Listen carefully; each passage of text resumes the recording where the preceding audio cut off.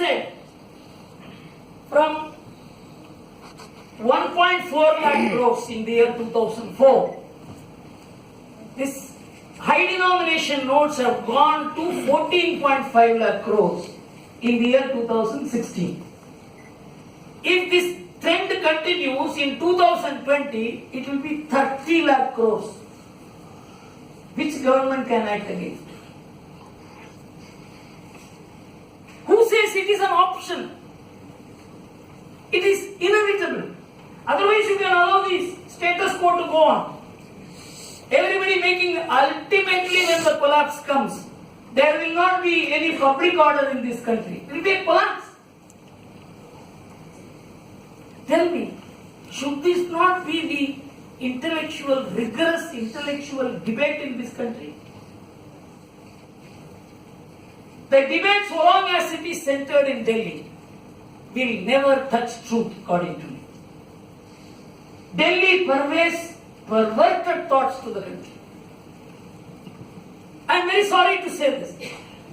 So my feeling is that basically the monumental mismanagement of the economy between 2004 and 2010 particularly is sought to be corrected now. If this is not monumental mismanagement of the economy, I would like Dr. Manmohan Singh to answer this.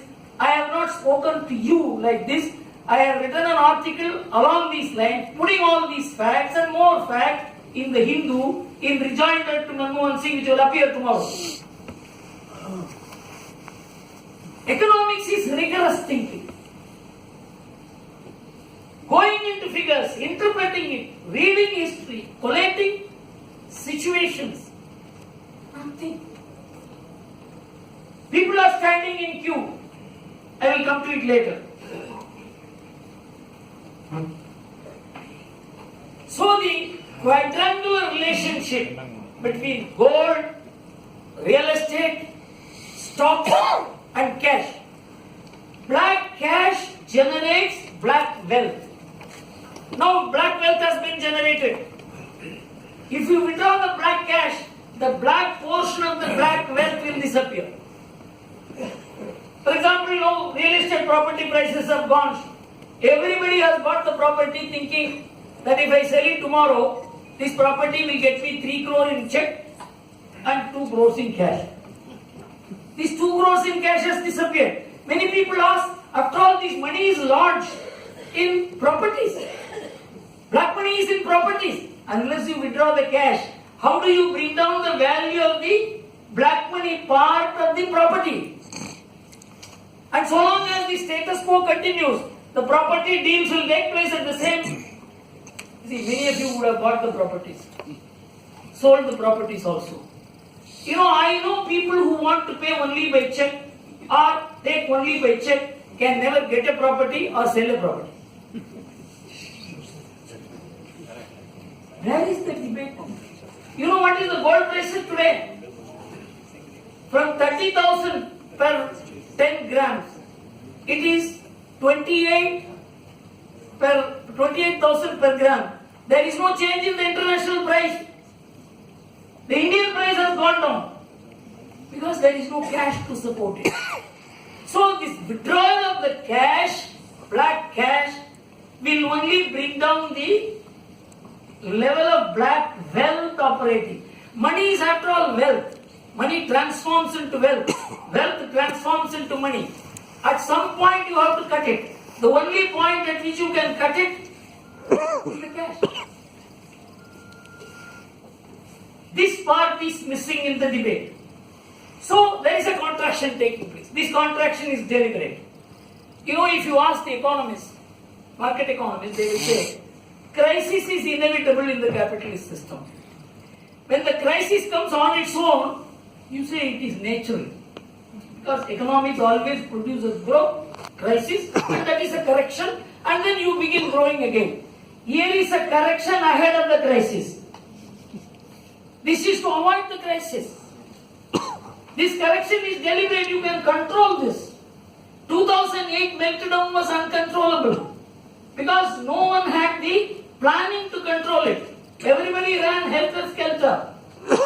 But here you are planning a contraction. This is something unheard of. No other country has done it. Yes, no other country has done it. I will give you an example. I'm sorry if I am exceeding my time, you please tell me. You know, in the year 1994, 93-94, Yugoslavia and Russia had the same problem. Russia 2 years earlier, Yugoslavia 2 years later. The running rate of inflation in Yugoslavia was a 2 million percentage point, which was higher than inflation rate in the post-war Germany. So one very powerful nationalist was in power, Milosevic, and the World Bank told him that you accept this condition, you accept this condition, you accept this condition, otherwise we will not give you structural adjustment. So that man couldn't. He said, unless I want to destroy this country, I will not accept it. So he approached an economist who was a 90-year-old man called Dragoslav Avramovic. He was a disciple of Aurobindo and he was in Geneva. So he rang him up and asked him, see, I am being asked to sell my country. Dragoslav said, I will give you a solution if you have the courage to adopt the solution. You know what was the solution? There was a run on the Yugoslavian dinar. People did not want the dinar, they wanted the Deutschmark, on which they had a huge Deutschmark foreign exchange reserves. So they said, we want only Deutschmark. In our day-to-day transactions, let us begin saying, I don't want rupee, I want dollar. This was the kind of situation. So Dragoslav said, I will advise you one thing, you have $24 billion foreign exchange reserve. You create a second dinar, which is convertible. The first dinar is not convertible. All that the people today need is confidence. This is psychological approach to economics. So he said, you create a second dinar and say it will be converted at market rate. When he issued the second dinar, all the economists, World Bank included, they said if you issue the second dinar, people will convert